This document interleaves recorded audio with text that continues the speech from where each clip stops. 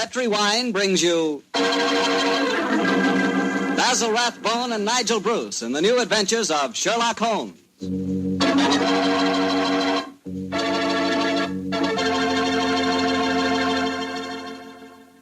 The Petri family, the family that took time to bring you good wine, invites you to listen to Dr. Watson as he tells us about another exciting adventure he shared with his old friend, that master detective, Sherlock Holmes. And you know what I wish I could share with you sometime?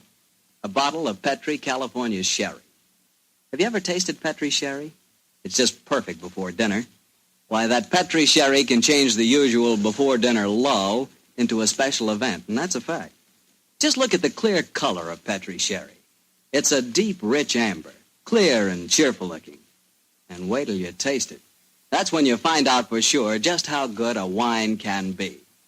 That's when you find out just what I mean when I say that the flavor of Petri sherry comes right from the heart of the grape. Try Petri sherry by itself, or with hors d'oeuvres or canopies or whatever you call those little cocktail sandwiches, and say, if you like your sherry dry, well then Petri California Pale Dry Sherry is the sherry for you.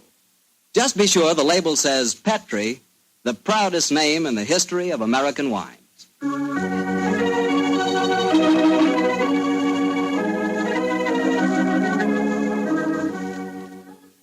And now let's look in on our old friend, Dr. Watson. Doctor? I'm out here on the patio, Mr. Bartell. Come out and join me. Quiet, Winnie. Quiet. Down, Monty. I see the welcoming committee's here. Yes, little scoundrels. They begin to think they own this patio. Scoop them off the chair, Mr. Bartell, and settle yourself down. All right, off you go, boy. Off you go. Go on, off you go. That's it, my boy. As a matter of fact, it's rather appropriate that the puppies should be here tonight. As in the story that I'm going to tell you, a dog played a most prominent part. A dog? What kind of a dog, Doctor? No, my boy, don't get me anticipating my story. For once, I'm going to start at the beginning. Which was? On a summer morning in 1890, not long after my marriage. I'd gone back to my private practice, you know, and Sherlock Holmes was living alone in our old Baker Street rooms. You still saw him, I suppose. Indeed I did, Mr. Bartell. In fact, occasionally I even persuaded him to forego his bohemian habits so far as to visit my wife and me. But to get back to my story, I'd been exceptionally busy that summer. In consequence, was feeling rather, shall we say, nervy and run down. So much so that Mary, Mrs. Watson, persuaded me to take a fortnight's holiday. We went down to the charming little village of Taplow on the lower reaches of the River Thames. But, as so often happens, the best-laid schemes of mice and men gang after glade. I guess the holiday backfired on you, Doctor, and you found yourself involved in a mystery? Maybe a mystery calling for the aid of your old friend Sherlock Holmes? Quite correct, Mr. Bartell. We'd only been down there a couple of days when the trouble began. In fact, the whole thing became so involved that I thought the best thing to do was to put the whole strange story in a letter to Sherlock Holmes. This I did. And I can imagine how he chuckled when he read my news. Dear old Watson. Seems to be a little out of his depth. My dear Holmes, I need your help. Or at least your advice. 2 days down here, and I've become involved in a most unusual problem. It began this morning when Mary and I were out for an after-breakfast stroll. The sun was shining, the birds were singing, and there seemed every indication of it being a happy and carefree day. You know, Mary, I've always thought up to now that balmy was rather a silly word. I still do, John, dear. Nevertheless, it's the only possible word that describes a day like this adequately. Very well, dear, it's balmy. Personally, I'm so happy to see you relaxing that I don't care what the weather's like. You've been working much too hard. Yes, it's been a busy year. Yes, and last year Sherlock Holmes monopolized most of your time. At least I've got you to myself for once. You dear little thing, you've always been rather jealous of my association with Holmes, haven't you? Not jealous, dear, but I must confess his influence on you wasn't entirely for the good. He had a habit of keeping you out all night. Well, you should be used to that, dear. After all, it happens often enough in my practice. True, John, but on those occasions I know where you are and don't worry about you. And again, you've copied so many of Mr. Holmes' eccentricities. Keeping your tobacco in a Persian slipper, for instance. And, oh, John, look down. Look, do you see that woman walking across the field towards us? Yes, what's the matter? Do you know her? I'm not sure, but I think it's Ellen Warburton. I believe she does live somewhere near here. And who is Ellen Warburton? An old friend of mine. She's frightfully clever and advanced. She's interested in women's suffrage and all sorts of things. Oh, sounds dreadful. Imagine giving women the right to vote. Their place is in the home. It is Ellen. Ellen Warburton. Oh, how are you? Mary Watson. How very nice to see you again. I'm Mary Watson now. This is my husband. How do you do, Miss Warburton? How do you? How do you do? Mary, I'd heard that you'd married. Aren't you a medical detective or something, Mr. Watson? Not quite, dear. I hold the degree of Doctor of Medicine from the University of London, madam. But he's helped the great Sherlock Holmes on many of his cases. That's how I've heard of him, then. Do you mind if I walk with you a little way? Of course not, Ellen. Come along. Do you live near here, Miss Warburton? About 4 miles away, Doctor, at Chevy Grange. I'm a glorified housekeeper for my uncle, Colonel Warburton. Oh, dear, that sounds rather dull for you. As a matter of fact, the state of my uncle's health at the present moment makes it anything but dull for me. That's why I asked if I might walk with you for a way. Well, what's the matter with him, Ellen? He's going mad. Before my eyes. And I can do nothing to help him. Mad? Oh, come now, Miss Warburton. Surely you... Doctor, I'm not an hysterical girl. In fact, I regard myself as something of a scientist. I studied physics for a number of years at Bristol University. And I tell you that my uncle is going insane. What are the symptoms? Most of the time, he's perfectly normal. But when these attacks are on him, he gets in the most frightful rages and says the strangest things. He's even complained of hearing a shrill piping whistle that comes out of nowhere. I can't hear it, nor can anyone else. But Uncle gets into the most dreadful state. I wonder, would you have a look at him for me, Dr. Watson? Well, I don't Of hardly course, feel... John will do everything he can. Thank you so much. Then supposing you both come over for dinner. So, my dear Holmes, at 7 o'clock this evening, we found ourselves approaching Chevy Grange. It was rather a forbidding-looking place, covering a little more than an acre, I should say. As we stood waiting for admittance, I must confess that I was not entirely... Gloomy-looking place, isn't it, Mary? It is a little forbidding, John, dear. Oh, dear, what's that? Sounds like a tom-tom. Someone singing a weird chant. Seems to be coming from the direction of that barn over there. It doesn't seem quite appropriate, dear, does it? I mean, not in the heart of Buckinghamshire. Why not knock on the door again, John? Yes, it's all right, I will. Perhaps they didn't hear us. Oh, they did. Who is it? Oh, it's guests. It's Dr. and Mrs. Watson, my good man. Acker's the name, sir. Come in, please. The Colonel's expecting you, sir. He's in the study. This way, sir. By the way, Hacker, as we were waiting outside the front door, we heard a strange chant, and it sounded as if someone was beating a tom-tom. Oh, that, sir. That was Miss Narda. You'll be hearing more of her. Promising beginning. Let's see what happened next. This very unpleasant fellow Hacker showed us into the study where we met Colonel Warburton. First, it was hard to believe that he was a sick man. He looked well enough, and his conversation was sprightly. Spent most of his army life in Africa as military governor in a Zulu district. The African spears and other trophies that lined his study walls bore mute evidence to his past life. He encouraged me to tell him some of my own army experiences. Oh, dear, poor fellow. It was really rather flattering. There I was, Colonel Warburton, on the howdah of this wretched elephant. The river was a raging torrent, and I couldn't get the confounded animal to budge. Well, I'm a pretty strong swimmer, you know. Won several cups of swimming, as a matter of fact. Of course, I was a much younger man then. and John, dear, Yes, ma'am? you interrupted Colonel Warburton's story, Oh, dear. sorry. I thought this little incident would be interesting. Do go on, Colonel. Yes, Your please story don't. was All so right, interesting. all right. You were telling us that you were intercepted by an African drum code message. Oh, yes. Well, I don't want to sound conceited, but I doubt if there was another Englishman in the world who could have told you what those particular drum beats meant. Oh, I don't doubt that, Colonel Warburton. Well, I'd spent a good number of years studying the native customs. I spotted the code right away. It meant that an uprising was planned to start throughout the whole province at noon the next day. Of course, there it is again. The devilish whistle. Can you hear it, Dr. Watson? Mrs. Watson? I can hear nothing, sir. Nor can I. Of course not. No one can hear it but me. Now, Colonel Warburton, don't get so excited, It's sir. black magic, that's what it is. Oh, really, some black You magic. must realize that the powers of jungle witchcraft are completely unknown in this country, Dr. Watson. But I know of them, and I can think of many people who might wish to employ them against me. Come in. Oh, it's you, Nada. Great Scott, she's... She's very beautiful. Nada, I want you to meet some friends of Ellen's, Dr. and Mrs. Watson. I am very pleased to meet both of you. How do you do? How do you do, Miss Nada? Nada's father was a Chaga jeweler, one of the greatest Zulu chieftains I ever had the privilege of knowing. He did me the rare honor to swear blood brotherhood. So when the missionary sent Nada to England to complete her education, I insisted that she spend her first few months here under my wing. Listen. What is it, Colonel? That whistle again. For heaven's sake, say that you heard it this time. Please say that you did.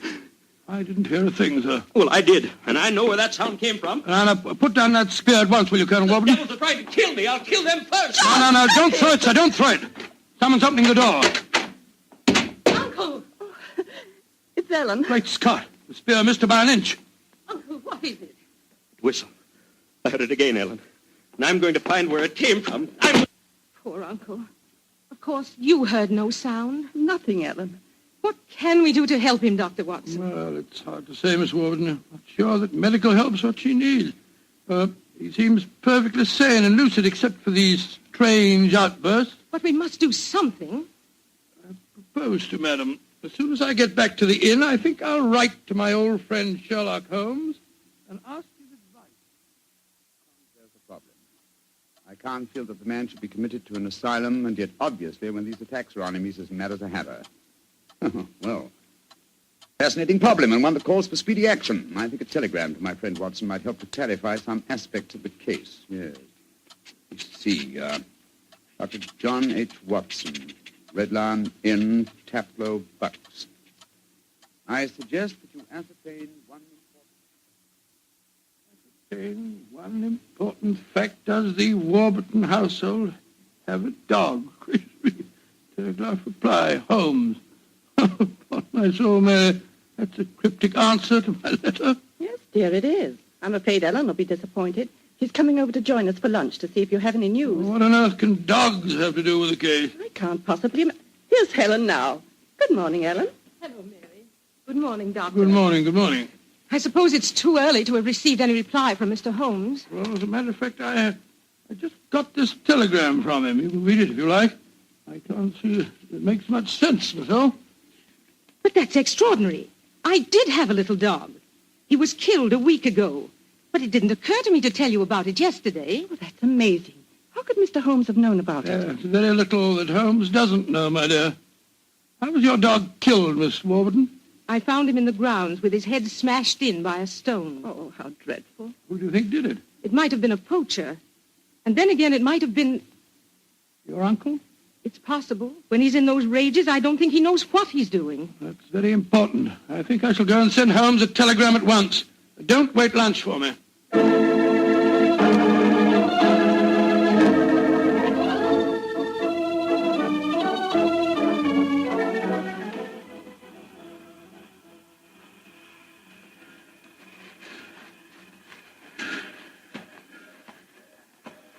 Why did we have to walk over to the station, John, dear? To see if there was an answer at the station telegraph office to the wire that I sent Holmes. Oh, it's only 4:30, dear. It's hardly possible for him to have answered as quickly as that.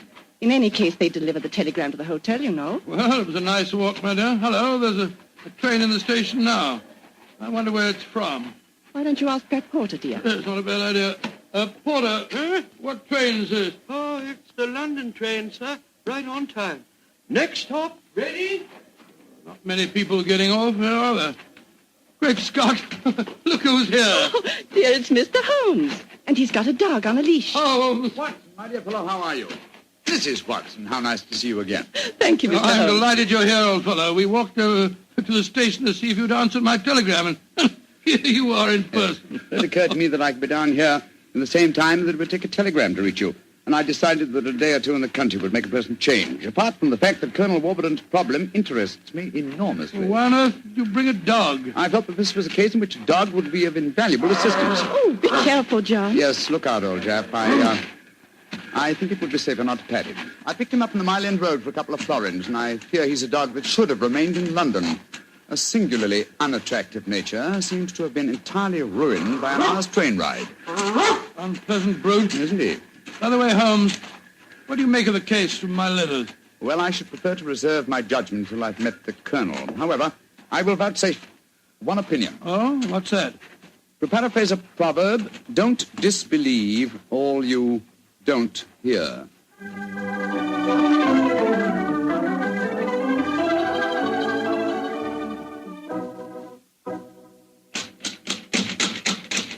I can't think why someone doesn't answer. They can't all be out. Well, while we're waiting, I think I'll tie the dog up to this tree here. I don't want my arrival to cause too much commotion. Quiet! Quiet! Don't you think perhaps we could try the door, John? Yes, certainly. Good idea. Hello. It's unlocked. Then let's go in, old fellow. Let's go in. Colonel Warburton? Colonel Warburton? Ellen? Ellen? What was the name of that butler fella? Hacker. Yes, of course, that's it, Hacker. Hacker! Hacker! We appear to be in an empty house. The dog! Oh, fool that I am. I shouldn't have left him here. Come on.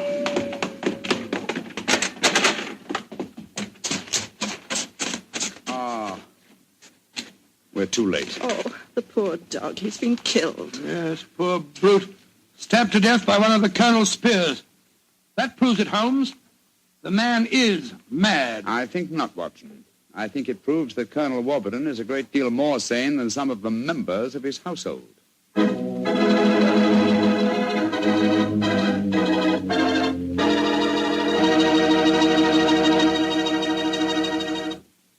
You'll hear the rest of Dr. Watson's story in just a few seconds. Time for me to remind you that there's one secret every smart woman knows. Simply, good wine makes good food taste better. And by good wine, naturally, I mean Petri wine. Try a Petri wine with your dinner. If you want a wonderful red wine, try Petri California Burgundy. If you want a perfect white wine, try Petri California Sauterne. In fact, try them both. You'll agree, I'm sure, that next to your good cooking, nothing can do more for a meal than a glass of good wine. A glass of Petri wine.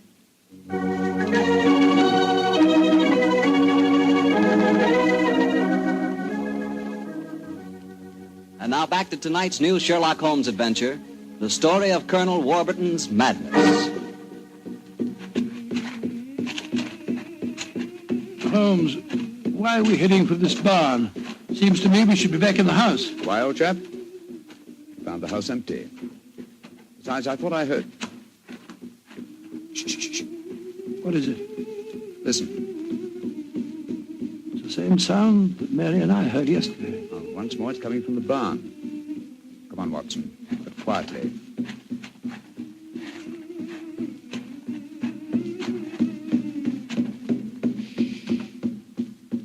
We can see through this window here. It's that Zulu girl, Nada. She's beating a drum and chanting. Who's the man with her? It's Colonel Warburton. No, it isn't. It's that servant fellow, Hacker. What in thunder's he doing here? Apparently assisting Miss Nada in some of her African mysticism. It's black magic they're dabbling with, just as the Colonel said. Let's go in and catch them red-handed. No. Stay quiet. We'll talk to them soon enough. At the moment, I feel it's much more urgent that we find Colonel Warburton. Come on.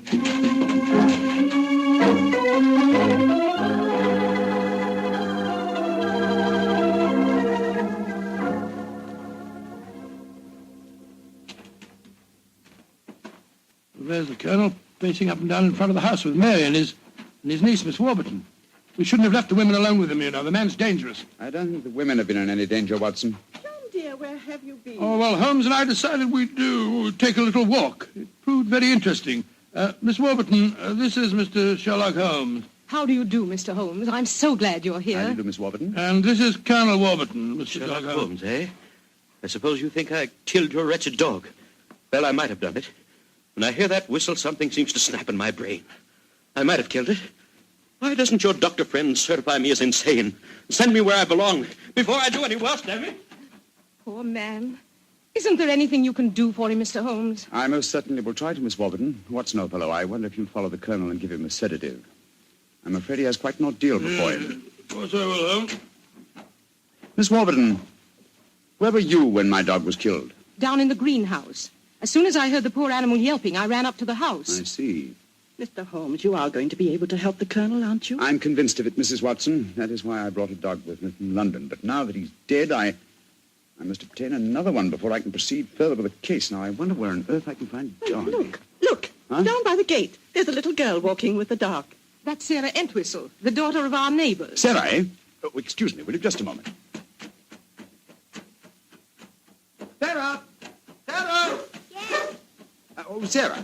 Sarah, my dear, what a pretty dog you have there. What's his name? it's a her. Her name's Boojum. What's your name? Holmes. Sherlock Holmes. Sherlock? That's a funny name. Yes, it is, isn't it? Look here, Sarah. Here's a nice, shiny half-crown for you. Why are you giving me money? Well, because I love dogs, and I want to borrow, what did you call him? Boojum. Boojum, oh, yes. I want to borrow Boojum for half an hour. Why? Well, I want to play with her, Sarah. You can play with her here. She's awfully friendly. Well, you see, I really want to take her for a nice walk. Why? She's just had one. Now, look here, Sarah. It's a beautifully shiny half-crown. Mommy's told me I mustn't take money from strangers. But I'm not a stranger. I'm a friend of Colonel Warburton. Having trouble, Mr. Holmes? Yes, I am, Mrs. Watson. You see, I want to give Sarah half a crown for borrowing Boojum for a short while, but she doesn't want to do it. Sarah, does Boojum like bones? Ooh, yes. Loves them. We've got a lot of bones up at the house we'd like to give her. Have they got plenty of meat on them? Plenty. She can have a wonderful feast, and then we'll bring her back in half an hour. All right. Go on, Boojum. Now promise you'll bring her back in half Oh, an we hour. promise. Yes, Sarah. And Sarah, what about the half crown? Well, I'll take it home and ask Mummy if I may keep it. Good. Goodbye. Goodbye. And take care of Boojum. Oh, she's a sweet little girl. Mr. Holmes, you're not going to expose Boojum to any danger, are you? None, Mrs. Watson. Otherwise, I shouldn't have borrowed her. I'm convinced that Boojum will give us the clue to what appears to be Colonel Warburton's madness.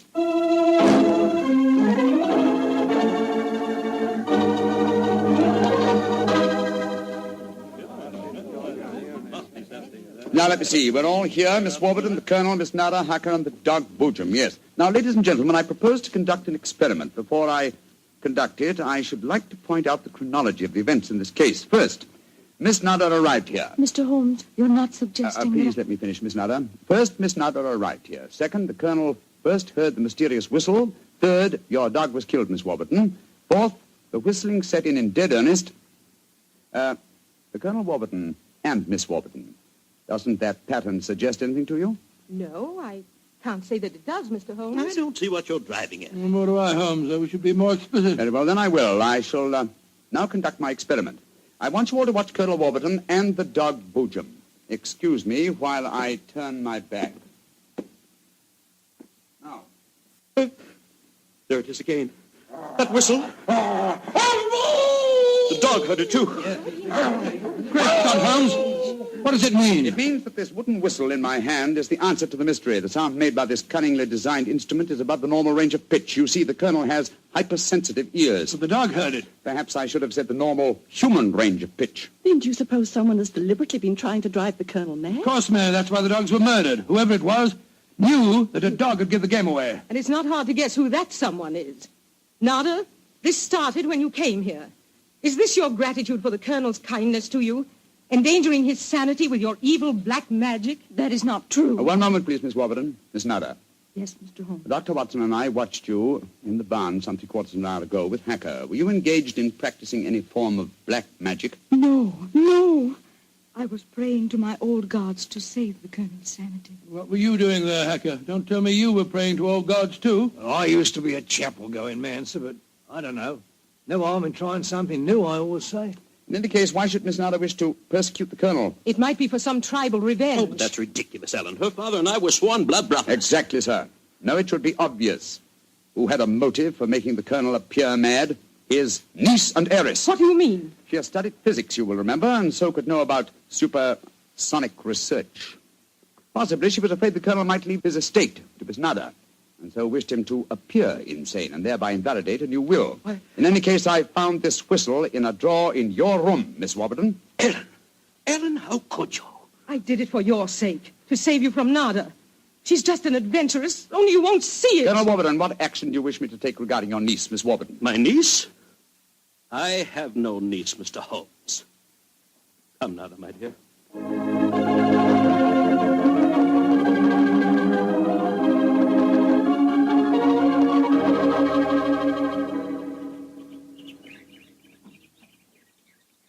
Oh, what an amazing case, Holmes. Mary, wasn't it clever the way Holmes solved it? It was very interesting, dear. I was quite enthralled. Oh, now I think I shall return to London and let you two finish your holiday in peace. Before you do that, Mr. Holmes, there's one thing we should do. What, Mary? Boojum.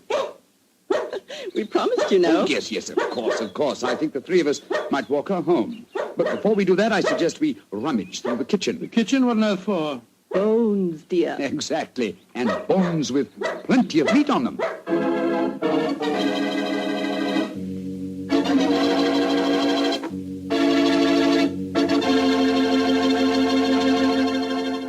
Say, Doctor, that was a swell story. And look, you mean there really is a whistle that only dogs can hear? I thought you'd ask me that question, so I've got one of those whistles to show you. There. Well, there's nothing unusual about it. Blow it, Doctor. Well, listen, Mr. Bartell, if I want you to come quickly, I don't just have to whistle. All I have to say is, would anybody like a glass of Petri wine? And hey, presto, there you are. Well, can you blame me? I know a good wine when I hear it. And Petri wine sure is good wine. It ought to be. The Petri family's been making wine for generations. As you know, ever since they started the Petri business way back in the 1800s, that business has always been family-owned and operated. So just think of all the experience the Petri family's gained. They've been able to hand on down from father to son, all they've ever learned about the art of turning luscious California grapes into fragrant, delicious wine. So whenever you're choosing a wine to serve before dinner, with dinner, or at any time, you can't go wrong with a Petri wine. Because Petri took time to bring you good wine.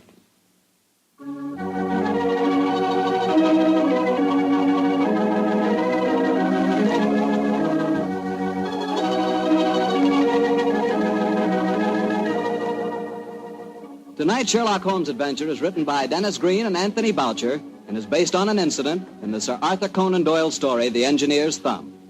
Mr. Rathbone appears through the courtesy of Metro-Goldwyn-Mayer and Mr. Bruce through the courtesy of Universal Pictures, where they are now starring in the Sherlock Holmes series.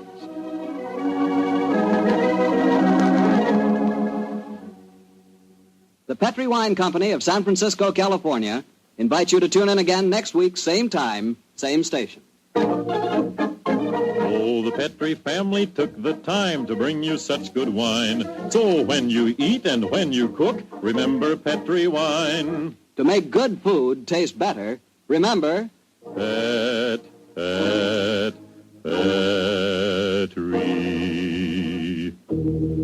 wine. This is Harry Bartell saying goodnight for the Petri family. Sherlock Holmes comes to you from our Hollywood studios. This is the Mutual Broadcasting System.